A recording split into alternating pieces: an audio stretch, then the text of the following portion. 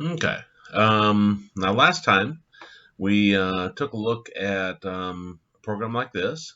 We had our string num1 equals input first number, and string num2 equals input second number.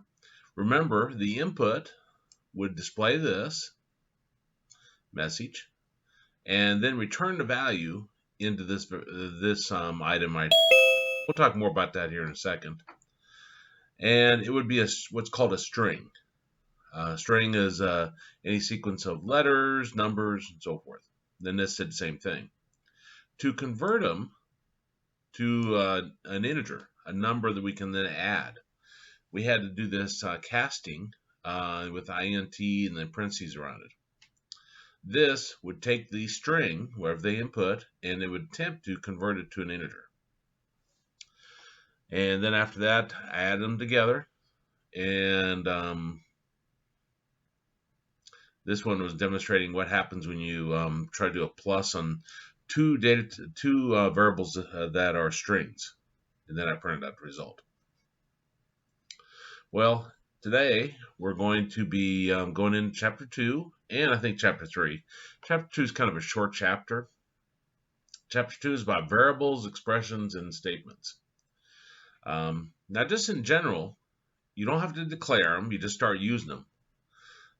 And it tries to determine what the type's going to be. So that's sometimes a challenge. For example, if I have, actually, let me start a new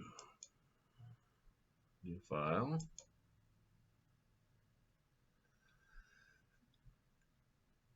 And save that.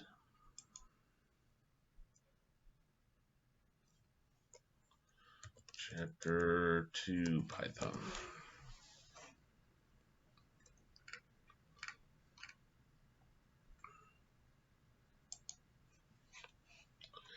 So if I say my name equals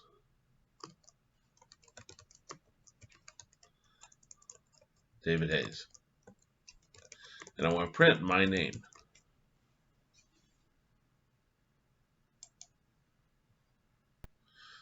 Prints David Hayes.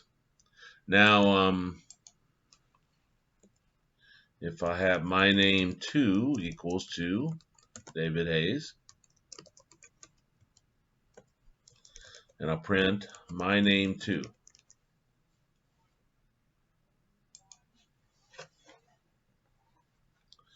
You see, we get David Hayes. So when you're talking about strings, it doesn't matter if it's double quoted or single quoted. It causes it to be a string. Also, when you simply just do an input, that brings it as a string. So again, the context there is what tells it what data type. Now, if I put in sales equals 2030, and then I print the sales.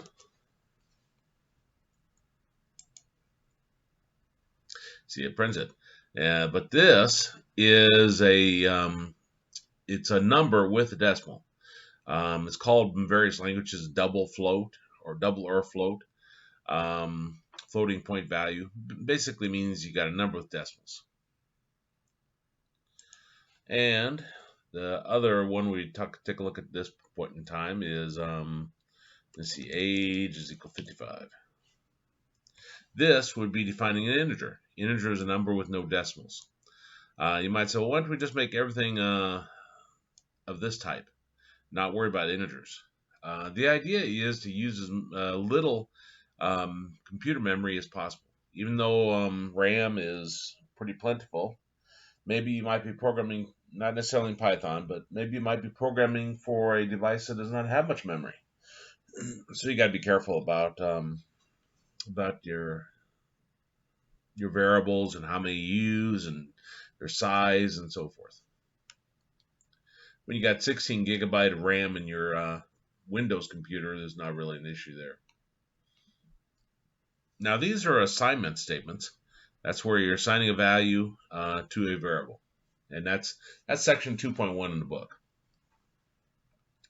Section 2.2 gets into variable names, and they give you some guidelines on what a variable name can be called. In general, this is just not Python, but any language, you can't have spaces. So if I said my space age equals to 55, let me print my space age.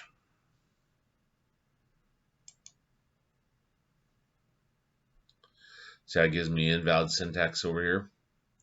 Yeah, you can't have spaces. If you want a space there, then you put an underscore like that.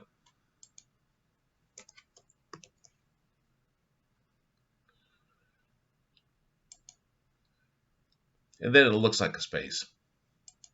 Some people, see if I can remember the name of this. I think I call it camel case.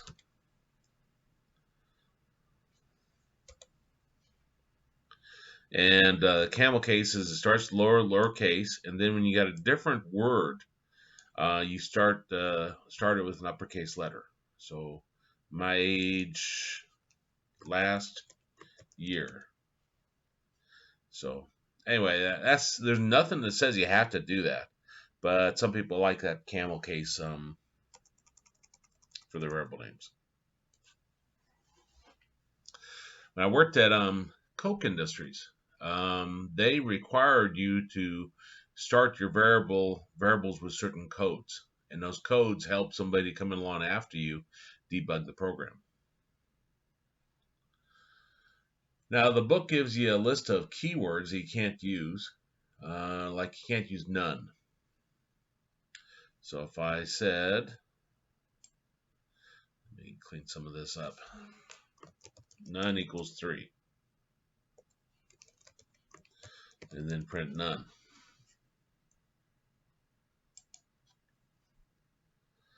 Can't assign a keyword, and you can see it. It's a different color. So at least in Spider, if you're using another editor, then you may not have that feature. They talk about expressions and statements. Expressions is a combination of values, variables, and operators. Statement is a unit code that has an effect, like creating a variable or displaying a value. You can see all that. They talk about script mode, which is what we've been doing. You can also come over here and just type things direct.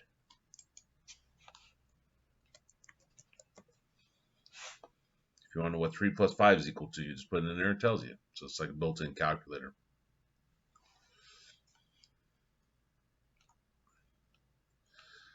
In section 2.5, they talk about order of operations. And this is kind of important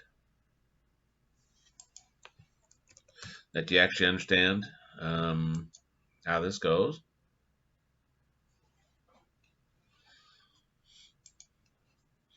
Although we'll build upon this in this course.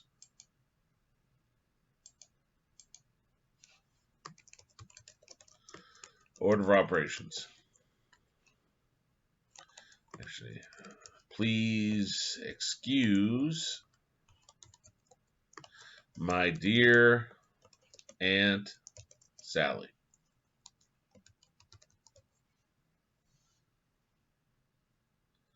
The P stands for parentheses. So in programming, if you want to force a piece of code to do a particular expression first, you can put parentheses on it. So it does what's inside the parentheses. Doesn't mean in mathematics it doesn't mean that you get rid of the parentheses, but in programming it just tells it what to do. Excuse, E for exponents.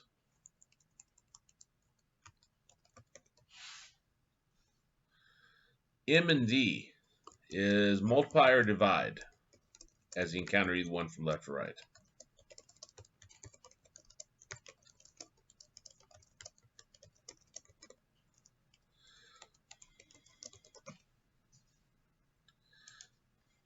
And then Aunt Sally, add or subtract, as you encounter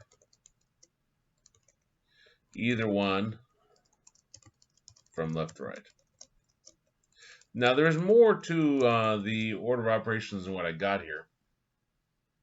And the book talks a little bit about that, but that's all we need to worry about for now. Now, just in general, if you've never had a programming class, there's something called a stack.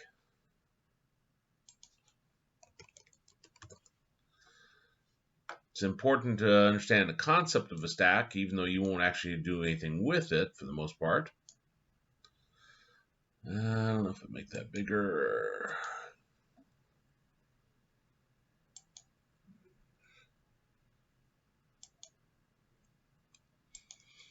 Okay, so let's say I got 3 plus 2 divided by times 4 divided by 10. Okay. Now, compilers, interpreters are written such that they take this and they parse it apart. And one of the principles that they will build upon is a stack. So you got a stack here, and if you ever ate at a buffet, I love Chinese food, so I think Chinese buffet whenever I think of this. But if you ever ate at a buffet, they used to anyway, prior to the pandemic, that have plates out there that you push down, and there'd be a big spring or some kind of device on the bottom, popped the plates up. Well, that's the idea of a stack. You push and pop things onto it. So here you see the beginning parentheses. So you push that on the stack. Then you have the 3, push that on the stack. Then you have the plus, you push that on the stack. And I'll say I'm talking about the program's doing this behind the scenes for you. Then 2 pushes that on the stack. Think of plates going down in a buffet. And then it puts you run across your closing parentheses. Now, I don't remember if it actually puts that on the stack or not, but it recognizes, hey, that's the beginning, or that's a closing parentheses to the beginning one down below. So what it does is it starts popping these off. So it pops off 2, pops off the plus, and then pops off 3. And it says, okay, we must have to add those together. It also pops off that beginning parentheses. And then it pushes the 5 back on the stack. And then hits the asterisk, pushes that down, puts the 4. And again, the fact that there's 4 there, it may not actually put the 4 on there. But at this point, it starts popping them off. So it pops off 4, pops off the multiplication, pops off the 5. Oops. 4 times 5 is 20. And then pushes on the negative, pushes on this right here. Actually may not do the 10, but then it recognizes, hey, I can do the division. So it start popping all this off. So the divide, and then it has 20 divided by 10 gives you 2. In this manner, no matter how complex the expression is, then it'll handle it with the stack. Of course, you have to have the right parentheses.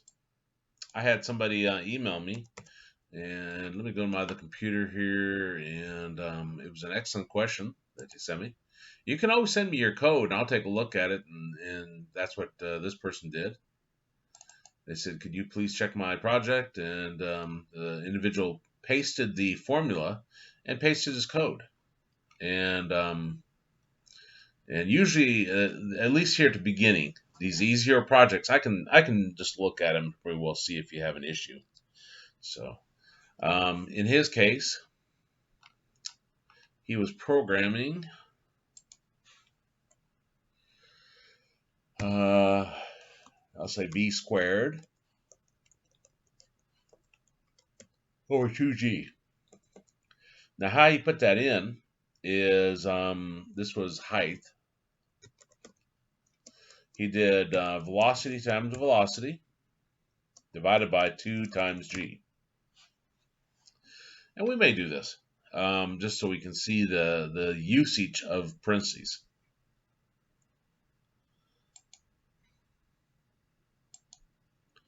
So let me cheat and just copy some of these so I can just change them.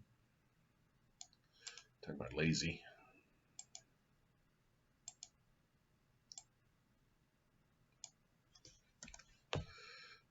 Okay, so input velocity. Assuming I can spell. Input velocity. What's the other thing? G. Gravity? I don't know. My physics is pretty weak. I haven't had it for 25 or 30 years. Okay, now let me see here. I guess I don't have it. Oops. Cow. I guess I want to go to W3 schools anyway.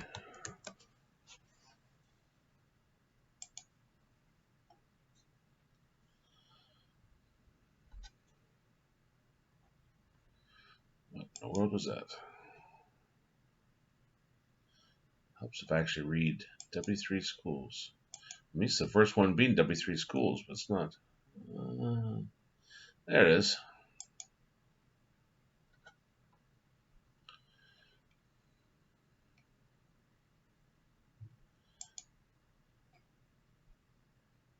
Now we looked at the integer, but there's more than that. I'm going to try to refer to this so that you know where to go look for these items in here. The book is not bad, especially the price, but you need to have a really good resource you can go to. And that Python documentation I showed you last time, I don't think isn't so great. It takes a while for me to find things in it. W3 schools, I can find things quite rapidly. Notice here, we got a float. Constructs a float number from an integer literal, a float literal, a string literal. Basically converts something to a float. Float is a number with a decimal. And then they give you examples too. So see how this is a string and it converts it to 4.2. Okay, so that's what we're going to do here. Instead of an int, we're going to put a float.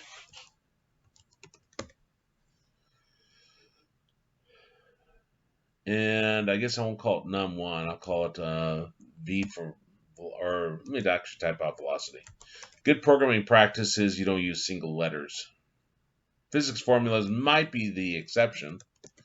I assume it's gravity. Now I could use those as temporary, so that's fine. And this one I want to change to a float. Now my formula was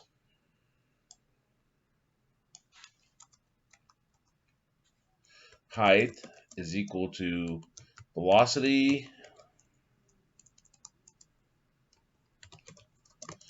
times velocity. We'll be talking about the math function here shortly. Divided by 2 times g, gravity.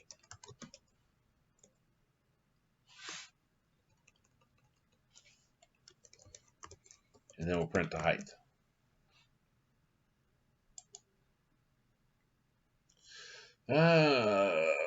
What numbers did I use? I don't remember what I sent them. But if we put in 5 or 10, let's say 10. 10 times 10 is 100, and then I'll put 5 here. We get 250. I don't know if I can make that bigger. No. I can, but I'm not sure where it's at. So that's using this. But in general, when you're working with fractions in programming, if you got more than a single number or a single variable on top or bottom, you want to put parentheses on that part. Now, and that's what order operation says too. So if I put parentheses around this, velocity,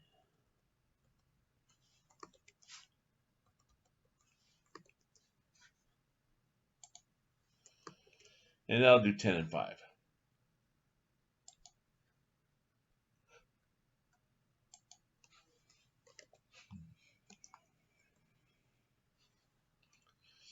notice it went from 250 to 10.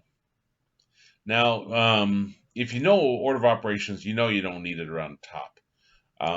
But just in general, it's a good idea, good programming practice, is if you have more than a single variable or a single number on top and bottom, like I say, put parentheses on. Order of operations. By putting parentheses, you force it to do what's inside parentheses first. So it'll do this v squared first, and then it'll do the 2 times gravity, and then it'll do the divide.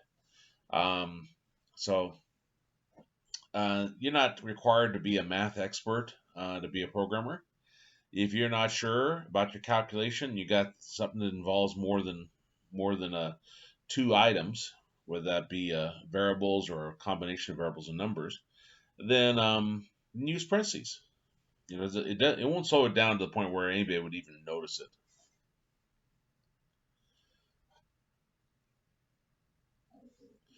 Okay.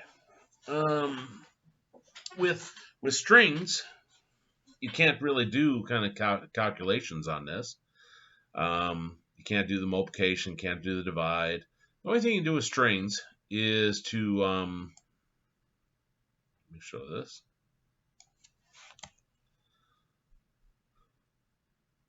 Input. We alluded to this last time.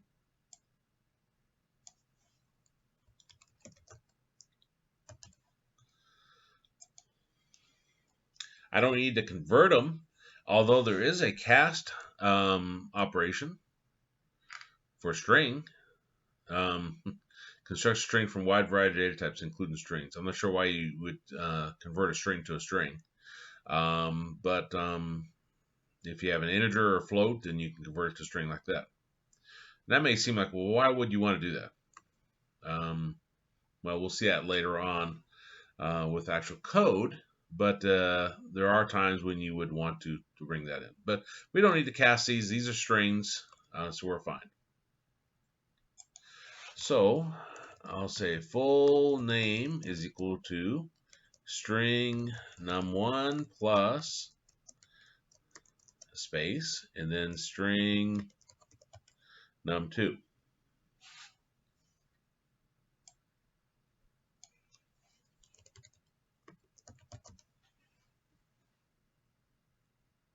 Then I'll print full name. Come down here. David Hayes. The plus serves as a concatenation. So it'll put strings together. Now you can have a variable that's a string, and you can actually have something with quotations around it. That's a string. Let's try putting a number in there.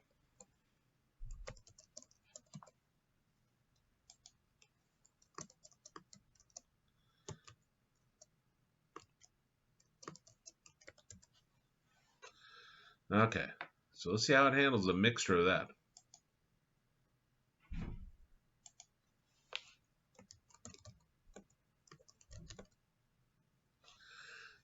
Now here, see how it says that must be string, not integer. I really didn't know what the result of this was going to be myself. You can't be afraid to experiment in programming. You know, if you're wondering, well, how does that handle trying to put a string with an integer? Is it going to concatenate them? Is it going to give me an error? You know, then you look into that. This is where you'd want to change that to a string, like that. That's the casting we looked at over here.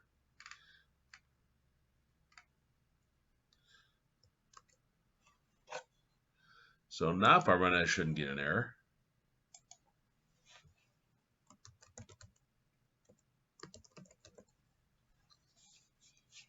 You see it concatenates it together. Oops. Okay, so that's string operations. That's section 2.6 out of the book. Section 2.7 gets into comments. And I think my personal belief is comments should be minimal. Don't overdo it. You know, if you're putting a comment on this, then you shouldn't. um, if this is this gets the first name. Pound sign, by the way, is how you do a single line comment. Now, comment just documents. It doesn't actually make the exe executable bigger or anything. Just documents what you're doing. This gets the second name. I've seen people do this, by the way. don't document like that. If you've named your variables right, if you've done all this, it self documents. Well, what's this doing? Well, it's inputting the first name. What's this one doing? Well, it's inputting the last name. So yeah, don't do that. Sometimes you put a comment out here to indicate what is this program doing. This program calculates the budget for the year. This one doesn't, but you get the idea. And then sometimes you put special notes up here. Note, change the year in the file year.txt to the current year before running this program.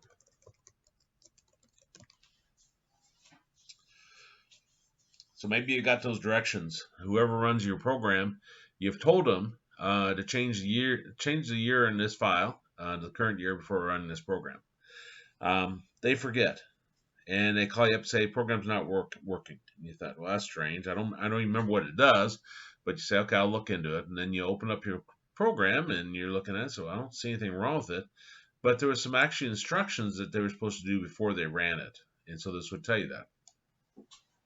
I worked at IFR Systems. They built spectrum analyzers, and I like working with a lot of people on the production floor. I just seem to get along with them pretty good.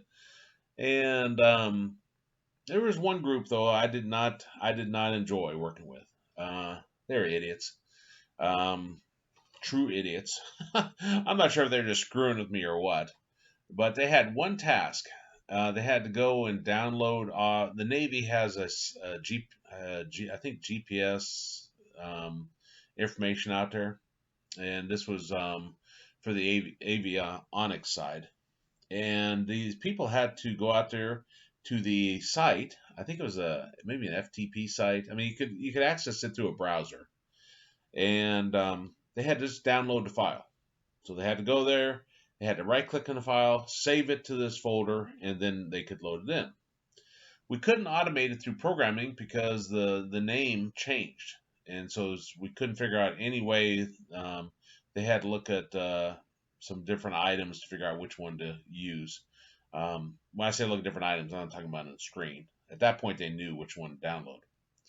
Well, these geniuses never could figure out how to right-click on the file and do a save as. I think I went out 3 times, and last time I went out there, they were just screwing off, not really listening to me as I was giving them the explanation again, and I wasn't very happy. I told my manager, I said, I'm not going out and deal with those idiots anymore. I said, you got to find somebody else to go right-click their file and save as. Documenting. That's important, because if you have a change in employees, people quit. You need to document what in the world needs to be done in the program. Okay, this is multi-line, as I indicated. The pound sign is single line. Sometimes when you got something unique about the code, like let me see, sales equals to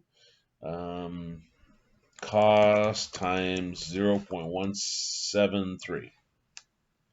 So you got something like this. And 0.173, what in the world would that be? Now, I know, by the way, notice cost doesn't have a value. That's why it's got the little yellow squiggly under it. But maybe you document it, say the 0.173 is the sales tax for Sedgwick County. Well, that'd be a big sales tax. I know it doesn't make any sense. Sales equals cost times that, but sometimes you document it like that. Now, don't ask me why you'd be hard coding sales tax, but maybe you have to. Um, that was one of the systems I worked on at Coke Industries is that we needed to pull the tax for a particular area, and that was a challenge. I remember some of them how we corrected them. Because if you're in Mulvane, for example, Mulvane's in both Sedgwick County and Sumner County, so part of the town's in either. So you almost have to determine which county they're in if they're say Mulvane to figure their tax. If you're up in Kansas City, well, part of the city's in Kansas, part of the city's in Missouri. Could be there in multiple counties. So there's a lot to it. So you'd have to look it up. I don't remember where we got our information for the sales tax at. I don't think it was dynamic at that point, but I'm sure it is now. But if it isn't dynamic, you have to hard code that, and then change it whenever the Sedgwick County changes.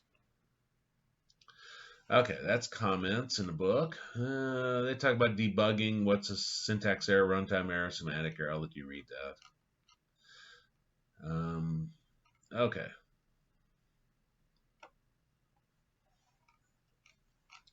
Let's go on to chapter 3, functions. It's a more interesting chapter.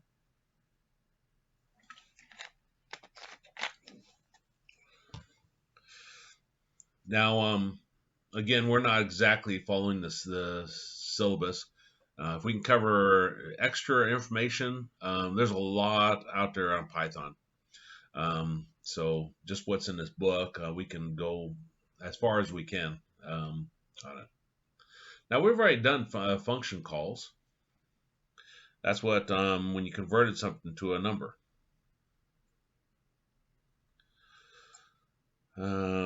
Let's see. Input first number.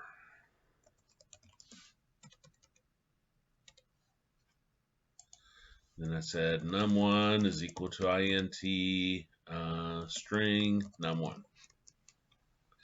This was calling a function. Interestingly enough, the input is too, but the int is calling a function. It's passing a parameter, and then it's going to return something. We're not looking at return values yet. That's later on in the course, I think chapter 6 or chapter 7. But this is a parameter, returns it, and the whole purpose of that function is that it converts it to an integer, so it returns an integer, and then assigns it back to the num1. This morning, I woke up, set my alarm a little bit early so I could get in here, and when I woke up, I kicked into gear and I ran my morning routine. It was varied a little bit this morning, but generally my morning routine is I get up, I head in another room to get clean underwear, clothes. When I head in that room, my dog heads into my son's room. He couldn't this morning. The door was locked, or not locked, but door was shut. I don't know why she does that, but it's just like habit with her. She can't stop doing it. And then I head in the bathroom. I do my business. I brush my teeth. I shave. I shower. I get dressed. Never changes. It's like Groundhog Day if you've seen that movie. That's a function. Function is like lines of code, lines of steps of whatever that you call to perform. And so, an example of a function, this is a defined function, and we'll deal more with these here in a minute. But up here, for that code, I'm going to define morning routine. I can't spell routine. I'll do a colon. Now I'm just going to do print statements. Print, get clean clothes.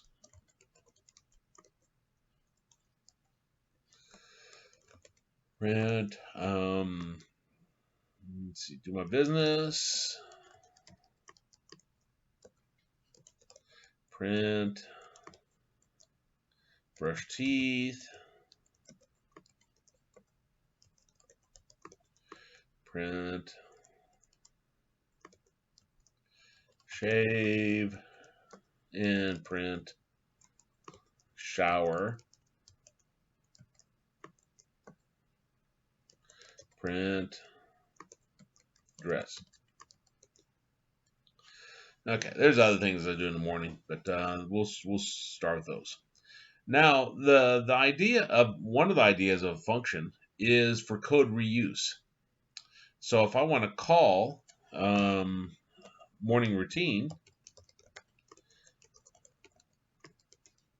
I can call it here. Next day comes around, I call morning routine again.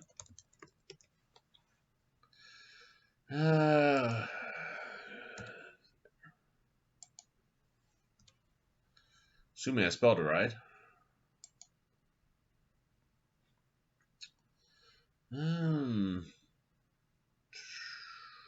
Colon. Doesn't like colon. Well, they look in the book. Maybe I'm forgetting.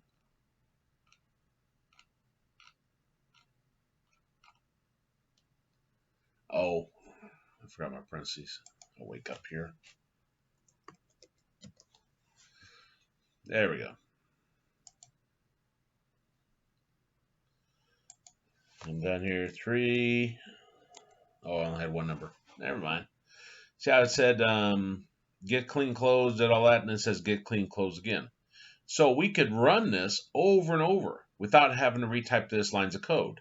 If you didn't have the concept of a function, you'd have to retype that code over and over. And if you call it 20 times in your program, you have to have it in 20 different locations. Which is, you can edit, copy, and edit, paste it, I know. But then the question becomes, well, what if you change it? What if you decide that in addition to this, you should clean ears? Every morning I'm going to clear ears. Clean.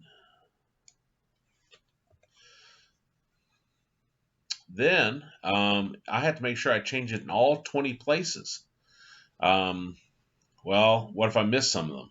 Then it'll be wrong. So in general, in programming, you don't want to repeat code over and over. You put it into something called a function, so you can call it. You can have functions in separate libraries, such that when you import a library, then you can just call that function. So you never have to worry about programming it. You never have to worry about how it's going to work. Okay, that's defining your own function. And we're going to take a look at passing in parameters too.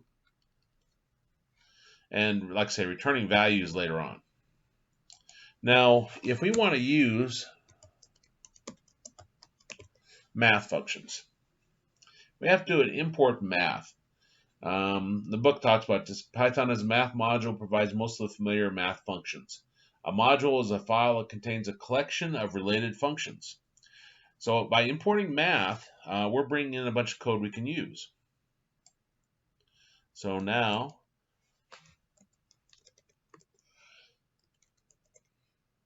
I can print the square root of 4.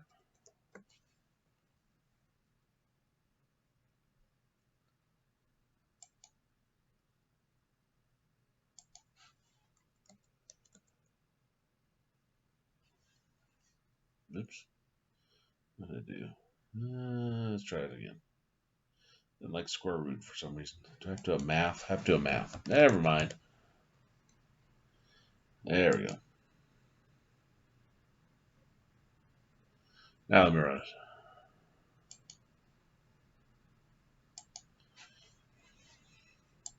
it. Okay, 3. And see how it prints 2? If I put in 4.8 and run it.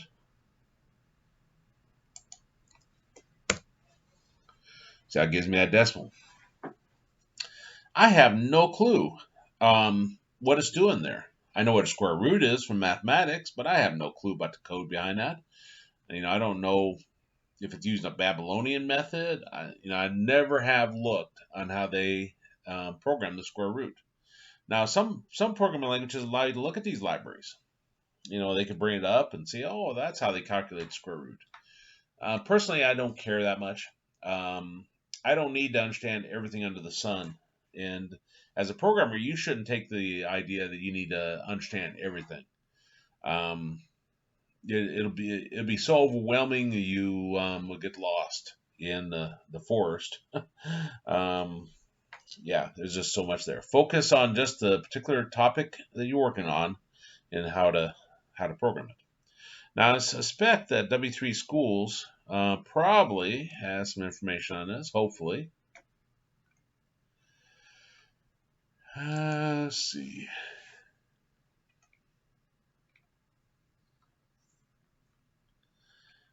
Not quite what I want, but that's okay. Here it is. In our math module interface, you see a complete reference of all of them. That's what I was hoping they had. This will list all the different ones you can use. So if you're trying to program something for trig, here's how you do the arc cosine. Hyperbolic cosine. I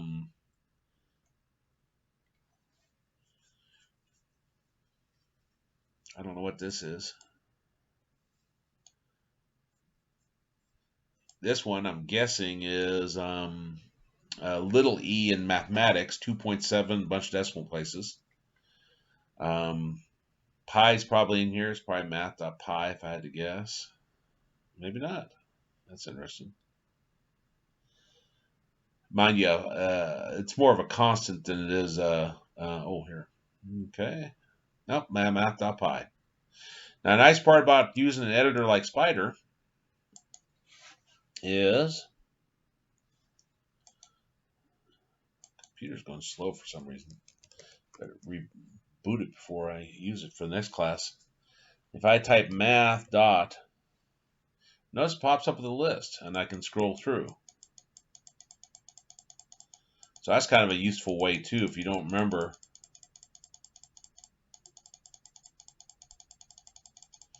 then you can look it up that way.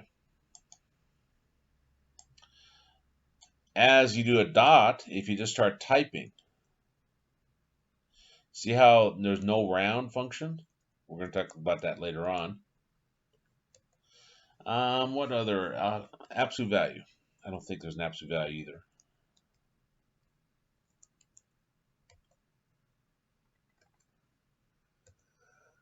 Yep, no absolute value. Now that's surprising. I thought the absolute value would be there. But maybe it's by a different name.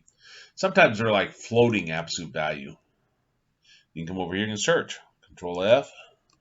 Absolute. Yep, okay, this one is floating absolute value. FABS. I don't think I really understand why they do that. But some languages will put a floating absolute value. Doesn't mean it has to be a float, but that's how they do it. Okay. Composition, you can embed one function into another function. Well, that's what I did right here. I embedded this within this one. So you can have a big mixture. You can take square root of that, and then you can raise that to a power. Math.power is how you raise to a power. And I'll take it to the third power. After I do that, then I'll take sine of it. So math.sine.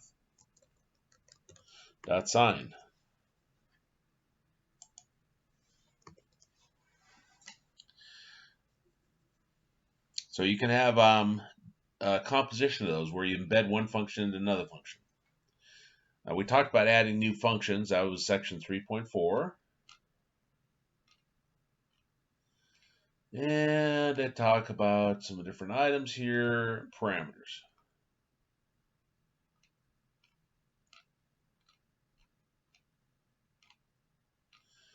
Okay, I talk about y functions and so forth. Let me write a program now to calculate the quadratic formula. Now, in general, quadratic formula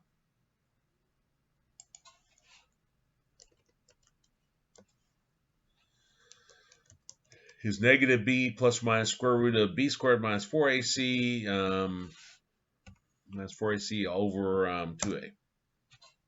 I'll bring this up so we can look at it. This is what we're programming.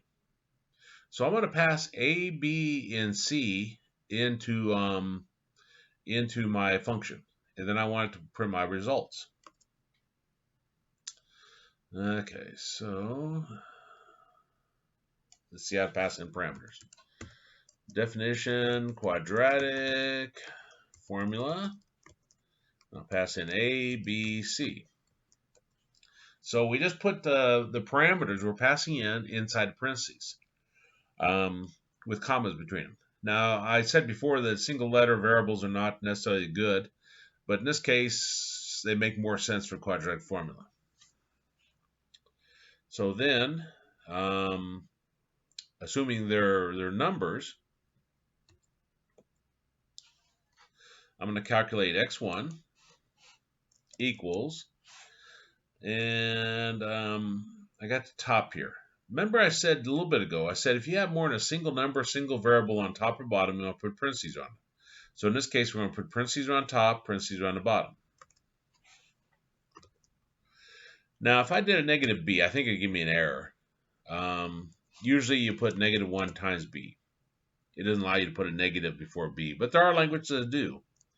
This is going to be a positive answer because we got a plus or minus here, means you're going to have more than, you'll have two answers. And then we got a square root. So we're going to do math dot square root, beginning parentheses. They put the closing there for me. And then we want b squared. Now I could do b times b, and that's perfectly fine. But I want to show using the pow function. Again, math dot pow, b, and then 2 for the squared. So that's b squared minus 4 times a times c.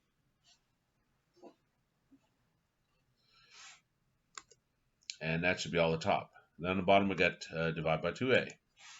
So divide by, in parentheses around the bottom, 2a.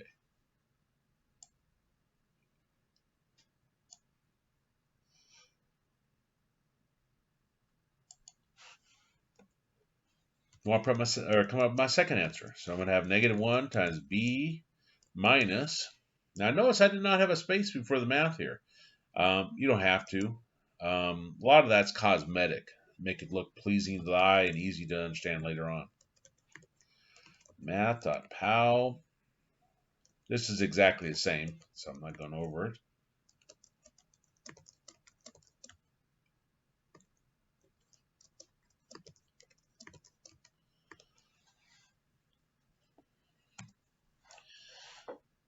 You may not have never seen the quadratic formula before. You know, I don't know people's math skill levels and so forth. That does not matter. If you don't know what it's for, who cares? If you're in math class, you do care. But this is what you have in life. You're working with users, and they want you to program something for them. They may be giving you a formula. You do not need to have a business degree to program their business formula. You do not need a math degree to program their math formula. You just need to ask, well, what is this? What is this? Is this an integer? Is it a double? And they say, what's that? Well, doubles means you can have decimals. Integer means a number with no decimals. You ask them those questions so you can build your application.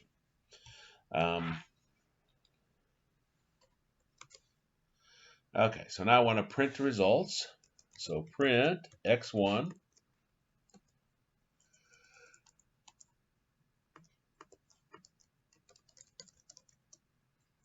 and let's get this right. Answers equals x1, x2. Okay, so down here, we're going to retrieve A, B, and C. We're going to call this function and to print our answers. So I'm going to say for this first one, I'm going to do input A. And let me rename this so it's a little bit more meaningful. String of A. String of B is equal to input B. String of C is equal to input C. Okay, so we got those brought in now. And now I want to call that function. So I call it quadratic underscore formula, and I'll pass in, oops, I haven't converted them yet. I got to cast them. Because these are strings at this point. If I try to pass them in now, why is it yellow? Oh, because I haven't used those. I'm not sure why this doesn't have the yellow squiggly unders. Okay, A is equal to, what do I want? It can be floating point, string underscore A.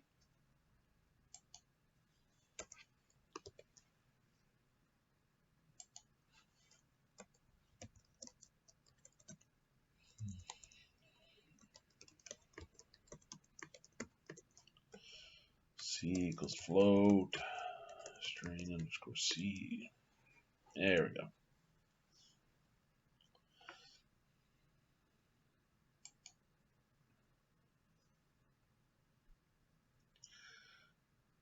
Input A. What will A be? 1. Input B. X minus 2 times x minus 3, that'd be a negative 5.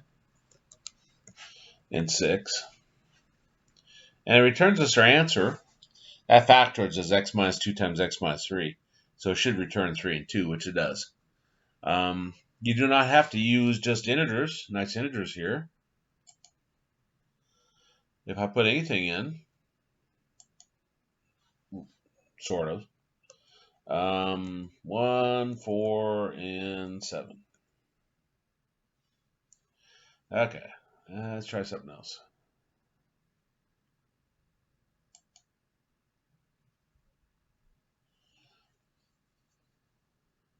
Let's see.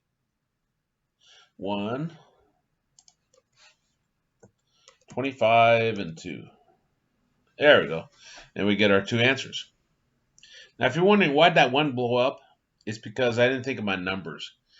We have not programmed anything in here on how to handle when you got a negative inside of your radical.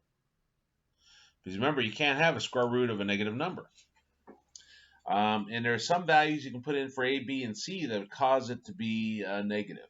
And that's what that first example, or the previous example that blew up was. Now, I made B real big here because then I'd have a B squared minus something. And I was pretty sure it'd come up with a valid answers then. But that shows it. Now, I could, and they, by the way, there's functions where there are modules where they've done this. I could put this into a separate module and never have to program the quadratic formula the rest of my life. I just can call it.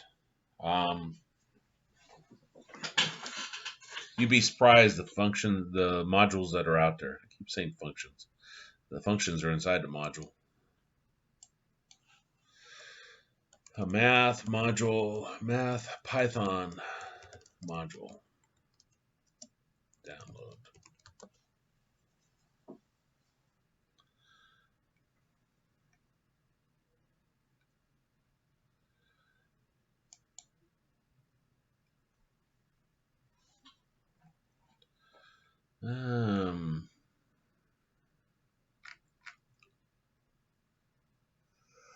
Really? No documentation? Oh, homepage.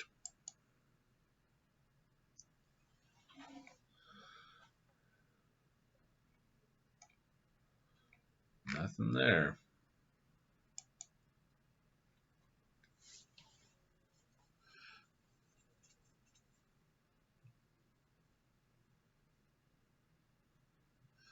I guess he just did this as a test. So all he's programming is adding 2 numbers, subtracting, multiplying. Okay, never mind.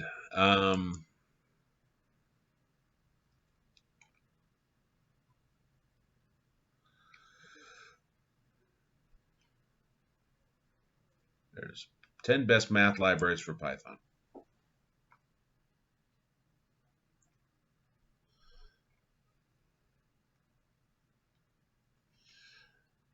I don't know how to pronounce this. NumPy, NumPy, probably NumPy for Python.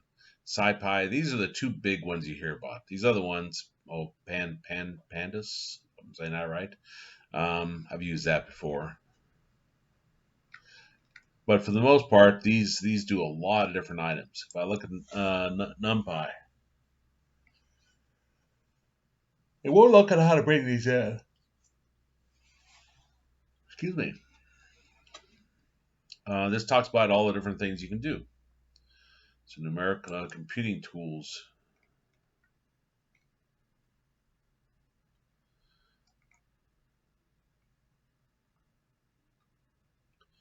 You can perform a lot of different things. Statistics, graphing, used in a lot of different areas.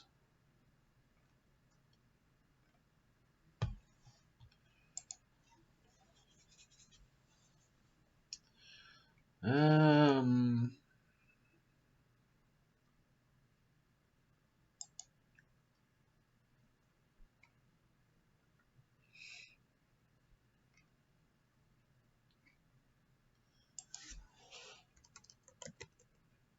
Let me try something else. List of functions in NumPy.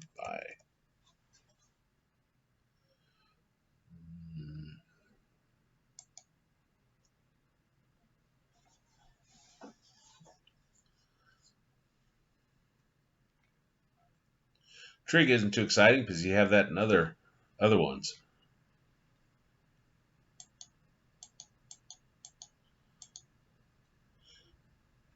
Now, if you notice there or not, but there's a round. We didn't find the round when we were looking at just the math module that came in.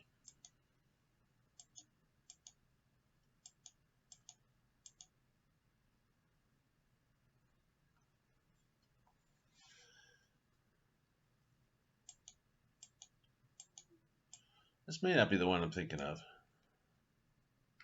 There's one of them does calculus for you even.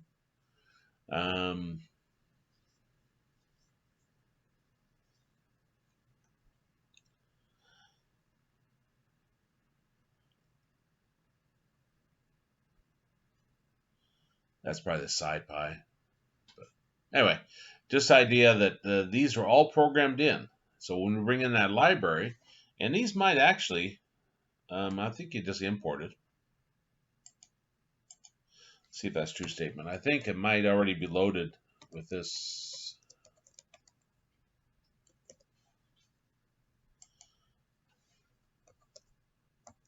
Doesn't look like it.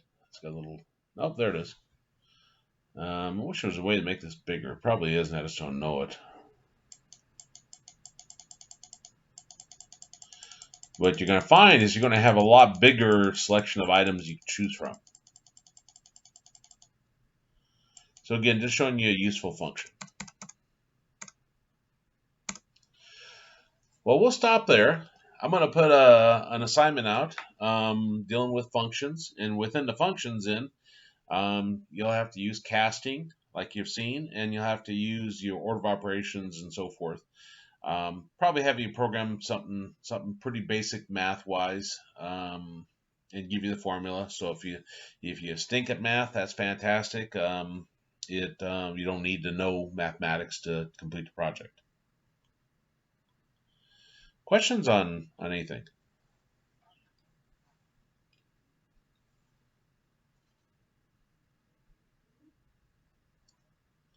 Well, we finished chapter 2 and chapter 3. So in addition to, of course, watching this video, go read those 2 chapters. They got a lot of information I don't cover because I focus mainly on the programming side, not on definition and some of those other ones.